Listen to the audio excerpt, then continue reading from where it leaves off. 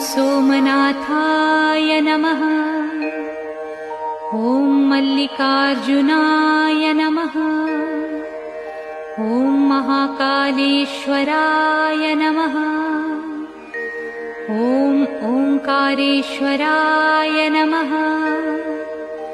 ॐ वैद्यनाथाय नमः। ॐ भीमशंकराय नमः। ॐ रामेश्वराय नमः।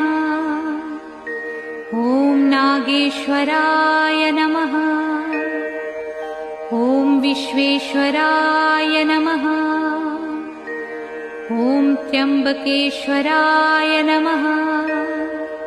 ॐ केदारेश्वराय नमः।